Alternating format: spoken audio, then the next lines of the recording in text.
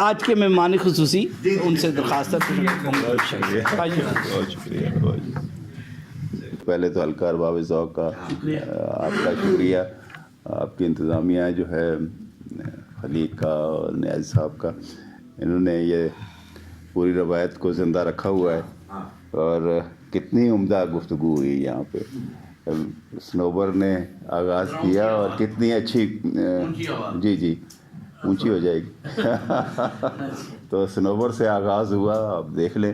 اور پھر فرق اور عابد سیال رویش نے, اچھا سب نے اپنے اپنے انداز سے, درویش آپ دیکھ لیجیے, سارول نے اپنے اپنے انداز سے ان کو دیکھا ہے. رفیق سندیلوی نے ان کے ذہن تک اور طرح سے رسائی کی. ایک عالم آدمی کی جہتیں کتنی ہو سکتی ہیں, اگر آپ ان کی کتابیں سامنے رکھیں گے تو آپ کو اندازہ ہو جائے گا کہ وہ مختلف جہات رکھتے ہیں. مجھے یاد ہے ان کی جو پہلی کتاب تھی وہ میں نے ہی چھاپی تھی استعارہ کے تحت, لیکن ان سے میری پہلے جو ان کے مضامین تک میری رسائی آغا صاحب کے پرچے کے ذریعے وہ ہونا شروع ہو گئی تھی. اور میرا خیال ہے اس کے اوپر جو ابھی جو کتاب چھپی ہوئی ہے اس پہ تاریخ غلط لکھی ہوئی ہے اس کتاب کے چھپنے کی, لیکن اب اس واقعے کو بھی میرا خیال ہے 30 سال سے تو اوپر ہو چکے ہوں گے اس کتاب کے شائع ہونے کے بعد. تب سے لے کر اب تک آپ دیکھیے انہوں نے مختلف جہات میں لکھا. دی نالج آف گاڈ کو بھی آپ اس میں شامل کر لیجئے, اور فوکو پہ مضامین آپ دیکھ لیتے ہیں, فلسفے پہ ان کے مضامین آپ دیکھ لیں, یہ مابعد جدیدیت کے جو مضامین ہیں اس کی طرف یہ گئے. ان کی اپروچ ان سارے مضامین کی طرف ان کے کسی وکیل کی طرح نہیں ہوتی, یعنی ان علوم کے وکیل یہ بن کے نہیں آتے, بلکہ یہ اس علم کو کھولنا چاہتے ہیں, بتانا چاہتے ہیں اسی نقطہ نظر سے, وہاں سے جہاں سے یہ لکھے گئے.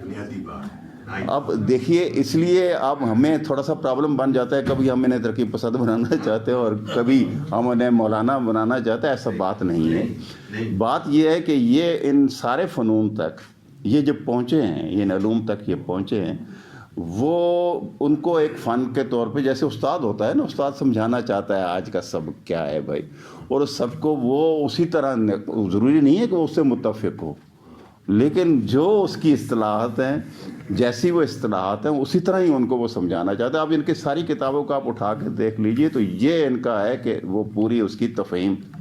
اچھا یہ ظاہر ہے اب جو بنیادی تو ان کا موضوع ظاہر ہے فلسفہ ہی ہے, اور فلسفہ ہی اس کے اوپر انہوں نے زیادہ لکھا بھی ہے اور فوکس بھی کیا, لیکن یہ ادب کی طرف آئے. صرف فلسفے کے مضامین جیسے فلسفی ہمارے ذرا خشک ہو جاتے ہیں, تو یہ ویسے نہیں ہیں. نتیجہ یہ ہوا کہ آپ ان کی ساری تحریریں پڑھ لیں گے تو سب سے جو چیز آپ کو دلچسپ لگے گی وہ ہے ان کی نثر. نثر ان کا جملہ جو ہے ایسا ہے کہ یہ خوبصورت, اس سے خود لگتا ہے کہ یہ انہوں نے نثر کو اتنا شفاف کیا ہوتا ہے, اتنا خوبصورت جملہ وہ تراشتے ہیں, ریڈیبل ہو جاتا ہے, اور آپ پڑھتے جاتے ہیں اور خود بخود چیزیں آپ پہ روشن ہونا شروع ہو جاتی ہیں. تو یہ بڑی بات ہوتی ہے. میرا ان کے ساتھ مکالمہ رہتا ہے اور رہا بھی. مجھے یاد ہے انہوں نے افسانے پہ مضمون ایک لکھا تھا, اس کی اطلاعات کے اس کے اوپر. تو جیسے اس وقت ہمارے پہ بھی جوانی تھی, آج سے آپ ظاہر ہے اب 20 25 30 سال کی پہلے کی باتیں, تو وہ اس وقت شدت سے ہم لکھ لیا کرتے تھے چیزوں کو, اختلاف بھی اسی زور سے کرتے تھے. تو یہ آپ جیسے کہہ رہے ہیں نا کہ آپ یہ بڑے نرم مزاج آپ کو نظر آ رہے ہیں, تو انہوں نے جس طرح میری پٹائی کی تھی جوابی مضمون میں, وہ دونوں مضامین جو ہیں وہ جا کے ایک ہی پرچے میں بھی چھپے تھے بعد ازاں. وہ ان کی کتاب میں بھی موجود ہے ان والا مضمون, اور میرے والا مضمون جو ہے وہ میری کتاب میں موجود ہے. وہ پڑھا جا سکتا ہے دونوں. ظاہر ہے اگر آپ دونوں ملا کے پڑھیں گے تو آپ کو زیادہ لطف آئے گا کہ کہاں کہاں ہم ایک دوسرے سے اختلاف کر رہے تھے اور چیزوں کو سمجھنے کی کوشش کر رہے تھے. لیکن اس کے باوجود یہ میرے لیے محترم رہے, اور اس کے باوجود جب بھی ان کا دل کرتا ہے وہ کہتے ہیں کہ آج ہی اب بیٹھ جاتے ہیں اور گپ شپ لگاتے ہیں. آپ کے تو یہ سسرالی ہمسائے ہیں, میرے ویسے ہمسائے ہیں تو اس لیے میری دسترس میں ہوتے ہیں. ان کے جا کے کھانا کھانا ہو یا ان کے پاس بیٹھنا ہو, گپ شپ لگانی ہو, یا یہ تشریف لے آتے ہیں تو ہم مختلف موضوعات پہ بات کرتے ہیں. ایسے لوگ شہر کی، بلکہ میں تو یہ سمجھتا ہوں کہ اردو ادب کی عزت ہیں، توقیر ہیں، اور ان کی قدر کرنی چاہیے. کچھ ہمارے ناقدین جب لکھنا شروع ہوئے تو وہ باقاعدہ، جیسے گوپی چند نارنگ کا آپ ذکر کرتے ہیں جب بھی، تو وہ آپ کو وکیل نظر آئیں گے پورے اس کے مابعد جدیدیت کے. یا فاروقی صاحب کو دیکھیں گے، چاہے ان کی جدیدیت اور تھوڑا سی مختلف سی ہو، لیکن وہ آپ کو جدیدیت کے وکیل بن. لیکن بعد ازاں جب انہوں نے خود لکھنا شروع کیا تو جیسے افسانے کی وہ حمایت کر رہے تھے، اس طرح کا افسانہ انہوں نے نہیں لکھا تھا، انہوں نے کچھ اور لکھا تھا. تو اس سے آدمی کو اندازہ ہو جاتا ہے کہ وہ ان کی شخصیت بنیادی طور پہ جو سوار تھی تخلیقی شخصیت، وہ کچھ اور چیزوں پہ تھی، اور یہ انہوں نے میدان جو ہے وہ اپنے لیے چنا تھا. لیکن ان کا معاملہ یہ ہے کہ انہوں نے جو علم کو ایک استاد کی طرح، ایک طالب علم کی طرح پڑھا ہے، اور ایک استاد کی طرح ہم نے سمجھانے کی کوشش کی ہے. اگر جب تک ہم انہیں اس کیفیت کو نہیں سمجھیں گے، ان کے ذہن کو ہم پڑھنے کی کوشش کریں گے تو خود الجھیں گے. اس لیے کہ آپ دیکھیں، جیسے آپ نے ابھی ارشاد فرمایا، الہیات کے حوالے سے ان کا جو کام ہے آپ کے سامنے آیا، تصوف کے حوالے سے ان کا جو کام ہے آپ کے سامنے آیا، روایت کے حوالے سے ان کا جو کام سامنے آیا. جب یہ منشا پہ لکھ رہے ہیں تو منشا یاد کی کہانی کو اس لیے سپورٹ کر رہے ہوتے ہیں کہ اس کے اندر واقعہ موجود ہوتا ہے، اور کہانی کی وہ سطح موجود ہوتی ہے جو گم نہیں ہوتی ہے. لیکن وہ اختلاف کر رہے ہوتے ہیں ان لوگوں سے، منشا رشید امجد وغیرہ کی کہانی کے ڈسپلن کو، کہ جناب یہ دیکھیں ان کے ہاں تو یہ چیزیں گم ہو گئی ہیں. تو آپ کو اندازہ ہو جانا چاہیے کہ بنیادی طور پہ روایت ان کے ہاں بہت اہم ہو جاتی ہے، اور وہ اس کو لے کے. لیکن وہی شخص اگر جب مابعد جدیدیت پہ لکھ رہا ہوتا ہے تو آپ اور طرح کے دلائل دے رہا ہوتا ہے. تو یہ ان کے ہاں میں نے اپنے مضمون میں کہیں لکھ دیا تھا، جیسے ہوتا ہے کہ یہ دیکھیں ان کے تضادات، انہوں نے پہلے یہ کیا اور اب یہ کر رہے ہیں، فلاں جگہ یہ لکھا فلاں. تو انہوں نے اس پہ بھی جواب اس کا دیا تھا، اور ظاہر ہے ایک استاد کا جواب جیسے ہوتا ہے ویسے تھا.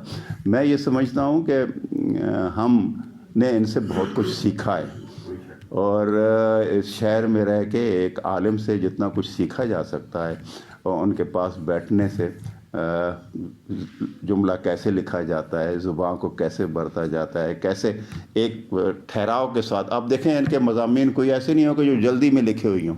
کوئی بھی مضمون آپ کو ایسا ان کا نظر نہیں آئے گا کہ آپ نے روا روی میں لکھ کے ایک طرف نکل گیا. جو آغا صاحب کا آپ بہت ذکر کر رہے تھے، میں نے وہ پڑھا ہے ان کے دیباچے جو انہوں نے لکھے ہیں. انہوں نے لگتا ہے صاف کہ بس انہوں نے وہ صرف خلاصہ کر کے ایک طرف نکل گئے، اپنی رائے کہیں نہیں دی ہے، بچا کے اپنے نکل گئے. آغا صاحب کو یہ اسے صاف ظاہر ہوتا ہے کہ جو چیزیں آغا صاحب نے لکھی ہیں اس پہ یہ اپنی رائے دینے ہی نہیں چاہتے، اور انہوں نے دی بھی نہیں ہے. امتزاجی تنقید پہ بھی انہوں نے کوئی رائے نہیں دی ہے. جہاں انہوں نے بچ کے نکلنا تھا، اگر کوئی مجبوری میں وہ کیا ہے کام تو وہ ایسا ہی ہوا. لیکن آپ دیکھیں جو مضمون انہوں نے ناول کے اوپر لکھے ہیں، اور خصوصاً جو غلام باغ پہ لکھا، مرزا صاحب کو اڑا کے رکھ دیا انہوں نے بہت ساری جگہوں پہ.